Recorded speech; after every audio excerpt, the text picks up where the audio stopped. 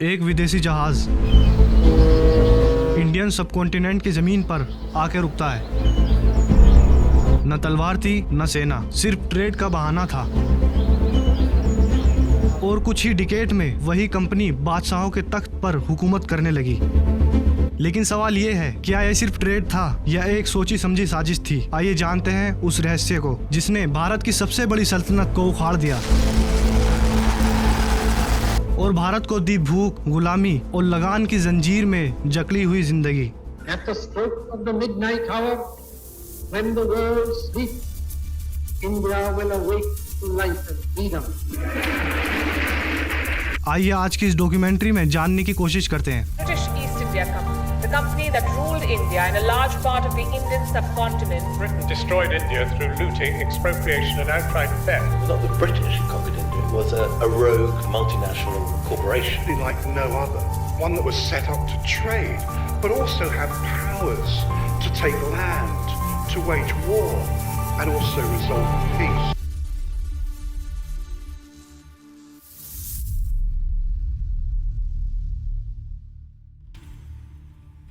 साल था 1526 AD. Turkic origin का एक प्रिंस जिसका नाम था ज़हीरुद्दीन बाबर अपनी 12,000 की छोटी सी आर्मी के साथ दिल्ली सल्तनत पर कब्जा करने के लिए निकल पड़ता है और उसका सामना होता है दिल्ली सल्तनत के लास्ट सुल्तान इब्राहिम लोदी से, जिसके पास तकरीबन 1 लाख की आर्मी होती है। उन दोनों का सामना होता है पानीपत के मैदान में और वहाँ लड़ी जाती है the first battle of Panipat और ये बैटल बाबर जीत जाता है। और रिकॉर्ड्स के अकॉर्डिंग इब्राहिम लोदी की 20,000 से 50,000 तक की आर्मी मार दी जाती है और इस तरह इंडिया में मुगल डायनेस्टी की नींव रखी जाती है। साल 1527 एडी में एक डायनेस्टी थी, सिसोदिया डायनेस्टी, जिसका राजा राणा सांगा था और इसको लगा कि बाबर एक आउटसाइडर है, उसे इंडिया से भगा देना चाहिए और राणा सांगा बाबर के खिलाफ बैटल करने के लिए रेडी हो जाता है। ये बैटल राजस्थान के पास खानवा में लड़ी जाती है, जिसको बैटल ऑफ खानवा कहा जाता है। और इस बैटल को बाबर अपने वेपन्स और मॉडर्न टैक्टिक्स से राणा सांगा को हरा देता है। फिर अपनी आर्मी को मोटिवेट करने के लिए अपने आप को जिहाद का सोल्जर डिक्लेयर कर देता है। इस जीत के बाद बाबर का राज और भी स्ट्रॉन्ग हो जाता है। फर्स्ट बैटल ऑफ पानीपत के बाद बाबर ने अपनी अथॉरिटी को और मजबूत करने के लिए राजपूत रेजिस्टेंस को टारगेट करना शुरू कर दिया। चंदेरी के राजा मेदिनी राय, जो पहले राणा सांगा के अलाय थे, उन्होंने बाबर के रूल को चैलेंज किया। साल आता है 1528 एडी। बाबर चंदेरी फोर्ट पर अटैक करता है, लेकिन मेदिनी राय सरेंडर करने से इनकार कर देता है और अपने वॉरियर्स को कहता है कि वो जोहर करें, यानी अपनी औरतों और बच्चों को गुलामी से बचाने के लिए मार दिया जाए, और फिर खुद जंग के लिए निकल गया। बैटल के बाद बाबर ने चंदेरी फोर्ट को कैप्चर कर लिया और इस तरह सेंट्रल इंडिया में भी मुगल पावर को कंसोलिडेट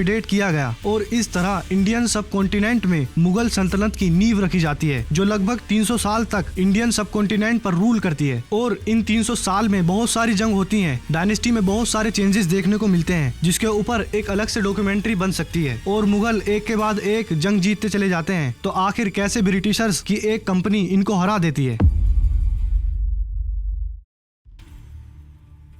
साल 1600 में इंग्लैंड के कुछ मर्चेंट्स मिलकर ईस्ट इंडिया कंपनी बनाते हैं। पहले इस कंपनी का main purpose south east Asia से स्पाइसेस का ट्रेड करना था। इसके अगले ही साल 1601 में इस कंपनी का पहला ट्रेड करने के लिए शिप इंडोनेशिया में आता है, लेकिन वहां पर ऑलरेडी डच कंपनी और पोर्चुगीज का स्ट्रॉन्ग कंट्रोल होने की वजह से ईस्ट इंडिया कंपनी अपने पैर नहीं जमा पाती और वो अपना फोकस इंडियन सबकॉन्टिनेंट पर करते हैं। साल आता है 1608। सूरत के पोर्ट पर ईस्ट इंडिया कंपनी का शिप कैप्टन विलियम हॉकिंस की लीडरशिप में रुकता है और मर्चेंट्स देखते हैं कि सब जगह पर मुगल एम्पायर्स के झंडे लगे हुए हैं। तब मुगल एम्परर जहांगीर थे, जो मुगल एम्पायर की कैपिटल आगरा में बैठते थे। फिर captain William Hawkins Agra Jahangir के दरबार में पहुंच जाते हैं और रिक्वेस्ट करते हैं कि हम इंडिया से ट्रेड करना चाहते हैं, क्योंकि ब्रिटिश एक नई यूरोपियन पावर थी और वैसे भी सूरत में बहुत टाइम से पोर्चुगीज और डच कंपनी थी और मुगल्स को पोर्चुगीज और डच ट्रेडर्स के साथ एक अच्छा एक्सपीरियंस था और जहांगीर को ब्रिटिश की लॉयल्टी और इंटेंशन पर भी भरोसा नहीं हुआ। अब east India company Mughal territory छोड़कर किसी और रीजन में फैक्ट्री लगाने की कोशिश में लग जाती है और उस वक्त का मछलीपट्टनम, जो आज का आंध्र प्रदेश है, वहाँ गोलकोंडा सल्तनत होती है, जिसके रूलर मोहम्मद कुली कुतुब शाह थे, जो ब्रिटिश को कंपनी लगाने की परमिशन दे देते हैं। एंड फाइनली साल 1611 में मछलीपट्टनम में अपनी फर्स्ट फैक्ट्री लगाते हैं। ब्रिटिश आए तो यहाँ स्पाइसेस का ट्रेड करने, लेकिन वो देखते हैं कि इस जगह पर बस स्पाइसेस ही नहीं बल्कि बहुत वेल्थ है ये जगह सोने की चिड़िया है। फिर ईस्ट इंडिया कंपनी अपनी और फैक्ट्रीज को स्टेबलाइज करती है और अपनी पकड़ मजबूत होने के बाद साल 1612 में सूरत के पोर्चुगीज ट्रेडर के साथ बैटल करते हैं, जिसको बैटल ऑफ स्वाली कहा जाता है। और इस बैटल में पोर्चुगीज ट्रेडर्स पूरी तरह से डिफीट हो जाते हैं। अब इंडियन सब कॉन्टिनेंट पर ईस्ट इंडिया कंपनी और भी मजबूत हो जाती है। फिर साल 1615 में ईस्ट इंडिया कंपनी में एक मीटिंग होती है और वो किंग जेम्स से एक रिक्वेस्ट करते हैं कि आप खुद मुगल बादशाह को कन्विंस करिए, शायद आपके कहने से वो मान जाएं ताकि वो अपनी टेरिटरी में फैक्ट्री लगाने की परमिशन दे दें। और किंग ये काम सर थॉमस रो को सौंप देते हैं। ये अपने साथ कुछ गिफ्ट्स लेकर जहांगीर से मिलने आते हैं। गिफ्ट्स को देखकर जहांगीर बहुत खुश होते हैं और फाइनली उन्हें फैक्ट्री लगाने की परमिशन दे देते हैं और साथ ही ये राइट्स देते हैं कि कुछ सेलेक्टिव टेरिटरीज पर सिर्फ ईस्ट इंडिया कंपनी ही ट्रेड करेगी, जिसके बदले उन्हें मुगल एम्पायर को एडिशनल टैक्स देना होगा। फिर धीरे धीरे ईस्ट इंडिया कंपनी सूरत, मद्रास, अहमदाबाद, बॉम्बे, आगरा, पटना हर जगह अपनी फैक्ट्री लगा देती है। कंपनी स्पाइसेस के साथ साथ कॉटन, इंडिगो, शुगर, सिल्क और अफीम से भी बहुत रिवेन्यू बनाने लगती है और साथ ही अपने फोर्ट भी बना देती है। इसके बावजूद भी EIC ट्रेडर्स पूरे मुगल टेरिटरी पर अपनी फैक्ट्री लगाने की सोचने लगते हैं और जो भी कंपनी के कॉम्पिटिटर आए उन्हें डिफीट करने के लिए अपने हाथों में पॉलिटिकल पावर भी चाहने लगे। साल आता है 1670। EIC ट्रेडर्स अपने इंग्लिश मोनार्की से रिक्वेस्ट करते हैं कि हमारी पावर को और बढ़ा दो ताकि हम और ज्यादा ट्रेड कर सकें। और उसी साल king Charles II east India company को कुछ राइट्स दे देते हैं। अब कंपनी ट्रेड के साथ लैंड ओनर भी बन सकती है और जहां ट्रेड करेंगे वहां रूल भी कर सकते हैं। कंपनी अब अपनी करेंसी भी चला सकेगी। इसके अलावा कंपनी के सिविल और क्रिमिनल कोर्ट्स होंगे, मतलब एक तरह से पूरा कंट्रोल अपने हाथों में लेना। और सबसे बड़ी बात, कंपनी अब खुद की आर्मी रख सकेगी और किसी के भी खिलाफ वॉर डिक्लेयर कर सकती है। अब कंपनी के कुछ मर्चेंट्स जो स्पाइसेस की ट्रेड करने आए थे, अब उनके पास एक किंग जैसी पावर थी। यही वो मोमेंट था जब ईस्ट इंडिया कंपनी को एक ट्रेडर से रूलर बनाया गया। साल आता है 1682। ट्रेडर्स बंगाल में अपनी फैक्ट्री लगाने की सोचते हैं। वैसे तो बंगाल में EIC की फैक्ट्री चल रही थी, बट वो कुछ राइट्स और टैक्स कट चाह रहे थे। इसी बात को लेकर ईस्ट इंडिया कंपनी के governor Josiah Child Mughal emperor Aurangzeb के पास अपनी बातों को रखते हैं। तो औरंगजेब सोचते हैं कि इनकी इतनी फैक्ट्री होने के बावजूद बंगाल में और भी ज्यादा फैक्ट्री लगानी चाह रहे हैं और इस लालच की वजह से वो रिजेक्ट कर देता है। उस वक्त Bengal richest provinces of India माना जाता था। जोसिया चाइल्ड को औरंगजेब की यह बात बिल्कुल पसंद नहीं आती और साल 1686 में ईस्ट इंडिया कंपनी अपनी प्राइवेट आर्मी को लेकर मुगल एम्परर के अगेंस्ट वॉर डिक्लेयर कर देती है। मुगल आर्मी के कंपैरिजन में ईस्ट इंडिया कंपनी की आर्मी बहुत वीक होती है, इसीलिए इस वॉर को मुगल एम्पायर आसानी से जीत जाती है और जोसिया चाइल्ड औरंगजेब के पैरों में गिरकर माफी मांगने लगते हैं। औरंगजेब ईस्ट इंडिया कंपनी पर 1.5 लाख रुपए का फाइन लगाकर उन्हें माफ कर देते हैं। उस वक्त के 1.5 लाख रुपए आज के अराउंड 39 करोड़ रुपए हैं। इसके बाद ईस्ट इंडिया कंपनी के ट्रेडर अपना काम शांति से करते हैं, लेकिन अंदर ही अंदर वो एक अच्छे मौके का इंतजार करते हैं ताकि वो बंगाल में भी अपनी पकड़ मजबूत कर सकें।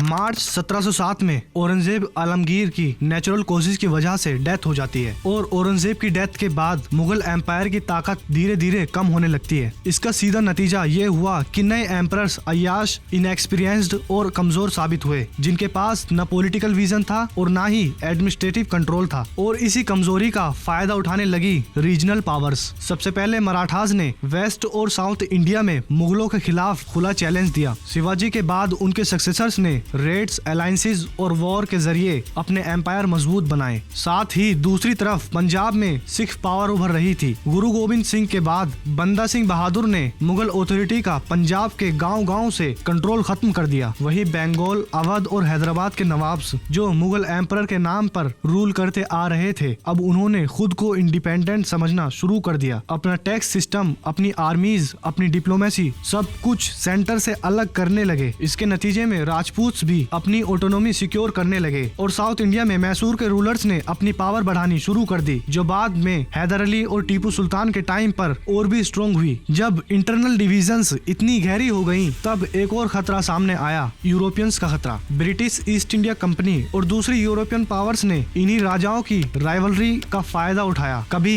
एक के साथ मिल गए तो कभी दूसरे के खिलाफ। आखिरकार इन सब का रिजल्ट ये आया कि मुगल एम्पायर सिर्फ नाम का रह गया। दिल्ली में एम्परर बैठा बैठा जरूर था, लेकिन असली ताकत प्रोविंसेस और नए रीजनल स्टेट्स के हाथ में जा चुकी थी। और साल 1739 में Persian ruler Nadir Shah Mughal empire पर अटैक करते हैं और उनका ज्यादातर खजाना लूट कर ले जाते हैं। और इसके बाद रीजनल गवर्नर जो रेवेन्यू पे करते थे सेंट्रल एम्पायर को, वो पे करना बंद कर देते हैं। साथ ही अपने अपने रीजन पर अपने अकॉर्डिंग रूल करने लगते हैं, जिस वजह से मुगल एम्पायर में फाइनेंशियल क्राइसिस आ जाता है और मुगल एम्पायर की पावर बहुत कमजोर हो जाती है। दूसरी तरफ ईस्ट इंडिया कंपनी अपने आप को इवैल्यूएट कर रही थी और अपनी आर्मी को और भी स्ट्रॉन्ग कर रही थी। ब्रिटेन के लोगों के साथ साथ लोकल इंडियंस भी पैसों के लिए ईस्ट इंडिया कंपनी में आर्मी की पोस्ट पर जाने लगे। औरंगजेब के बाद उनके बेटे आजम शाह अपने आप को रूलर डिक्लेयर कर देते हैं, लेकिन उनका भाई मुअज्जम, जिसको हम बहादुर शाह फर्स्ट के नाम से जानते हैं, वो उनको वॉर में हराकर एम्परर बन जाते हैं। इनके बाद जहांदार शाह फारूक सैयार आते हैं, लेकिन ईस्ट इंडिया कंपनी अपनी रिक्वेस्ट हर रूलर से कंटिन्यू रखती है ताकि वो बंगाल में और अच्छे से ट्रेड कर सके। और साल 1717 में मुगल एम्परर फारूक सैयार बहुत बड़ी गलती कर बैठते हैं। वो ईस्ट इंडिया कंपनी को बंगाल में टैक्स फ्री ट्रेडिंग और ट्रेड परमिट भी दे देते हैं। मतलब जो माल एक जगह से दूसरी जगह ले जाया जाता था, जो रास्ते में अलग अलग स्टेट्स और कुछ चौकीज जागीरदार अपना टैक्स लगाते थे, वो भी बंद कर देते हैं। और मुगल एम्पायर के लिए जो रेवेन्यू बंगाल से आ रहा था, वो इस वीआईपी ट्रेड परमिट के अकॉर्डिंग बंद हो गया, जिसकी वजह से मुगल एम्पायर में और भी ज्यादा फाइनेंशियल प्रॉब्लम आने लगती है। इसके बाद बंगाल के मुगल गवर्नर थे मुर्शिद कुली खान, वो इस परमिशन से खुश नहीं थे और वो मुगल एम्पायर का साथ छोड़कर खुद बंगाल के नवाब बनते हैं और ईस्ट इंडिया कंपनी को टैक्स पे करने को बोलते हैं। यहाँ ईस्ट इंडिया कंपनी डिसाइड करती है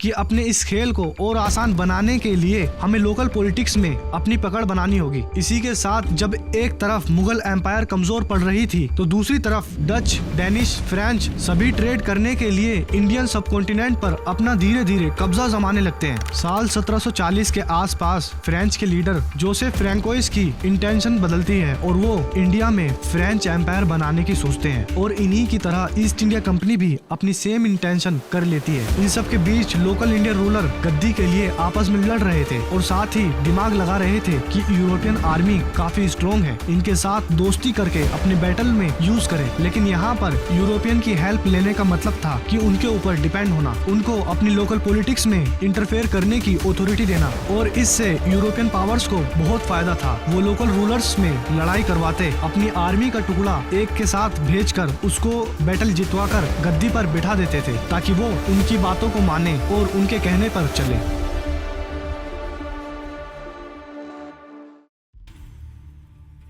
साल आता है 1756। सिराजुद्दौला बंगाल के नए नवाब बनते हैं और वो देखते हैं कि ईस्ट इंडिया कंपनी की इंटेंशन ठीक नहीं है। वो टैक्स पे करने से इनकार करते रहते हैं। सिराजुद्दौला अपनी आर्मी लेकर बंगाली कैपिटल मुर्शिदाबाद में ईस्ट इंडिया कंपनी के फोर्ट विलियम पर अटैक कर देते हैं। ये अप्रोक्स 146 ब्रिटिश ऑफिसर्स को जेल में बंद कर देते हैं और इनमें से कुछ ब्रिटिशर्स मर जाते हैं। इस इंसिडेंट को black hole tragedy of Calcutta कहा जाता है। फिर ब्रिटिशर्स सिराजुद्दौला को सत्ता से हटाने के लिए एक प्लान करते हैं। वो सिराजुद्दौला के अपोजिशन जगत सेठ और सिराजुद्दौला की खुद की आर्मी के कमांडर मीर जाफर, जिनका सपना था कि वो बंगाल के नवाब बने, तो ईस्ट इंडिया कंपनी के लीडर रॉबर्ट क्लाइव दोनों के साथ हाथ मिलाते हैं ताकि सिराजुद्दौला को आसानी से सत्ता से हटाया जा सके। इस बात का सिराजुद्दौला को जैसे ही पता चलता है, वो ईस्ट इंडिया कंपनी के दुश्मन फ्रेंच के साथ हाथ मिलाता है और साल 1757 में दोनों के बीच बैटल होती है और सिराजुद्दौला की आर्मी 15 गुना ज्यादा बड़ी होने के बावजूद भी इस बैटल को हार जाती है और इस बैटल को हिस्ट्री में बैटल ऑफ प्लासी के नाम से जानते हैं। इसके बाद डायरेक्टली या इनडायरेक्टली ब्रिटिश पूरी तरह लोकल पॉलिटिक्स में इन्वॉल्व हो जाते हैं। इसी पावर का फायदा उठाकर वो मीर जाफर को नया नवाब बनाते हैं और कुछ टाइम तक वो ईस्ट इंडिया कंपनी के अकॉर्डिंग काम करते हैं। लेकिन फिर उन्हें रियलाइज होता है कि ये तो साफ साफ बेवकूफ बना रहे हैं, तो वो डच कंपनी से जाकर अलायंस बनाने की कोशिश करते हैं ताकि वो ईस्ट इंडिया कंपनी को डिफीट कर सकें। लेकिन जैसे ही ये खबर ईस्ट इंडिया कंपनी को पता लगती है, वो साल 1760 में मीर जाफर को गद्दी से हटाकर उनके दामाद मीर कासिम को बंगाल का नवाब बना देते हैं। ये भी कुछ टाइम तक कंपनी के अकॉर्डिंग काम करते हैं, लेकिन बाद में इन्हें भी रियलाइज होता है कि कंपनी अपनी पावर्स का मिसयूज कर रही है। साल आता है 1763। मीर कासिम अपनी आर्मी को ले जाकर ब्रिटिशर्स से बैटल करते हैं और ये बैटल ब्रिटिश आसानी से जीत जाते हैं। अब ब्रिटिश मीर जाफर को सेकंड चांस देते हैं और बंगाल के नवाब बनाते हैं। इसके कुछ टाइम बाद ब्रिटिश को हरा हराने के लिए वो अवध के नवाब शुजाउद्दौला और मुगल एम्परर शाह आलम सेकंड के साथ अलायंस बनाते हैं। साल 1764 में ब्रिटिश और मीर जाफर की अलायंस के साथ बैटल ऑफ बक्सर होती है और इस बैटल को ब्रिटिश जीत जाते हैं। इसके बाद वो डिसाइड करते हैं कि अब किसी और को नवाब न बनाकर खुद ही रूलर बनेंगे और रॉबर्ट क्लाइव बंगाल के governor and commander in chief बन जाते हैं। फिर ब्रिटिश का बंगाल पर पूरी तरह कंट्रोल बन जाता है। इसके बाद जहाँ पर ब्रिटिश का कब्जा नहीं था उन एरियाज में अपनी अधिकारी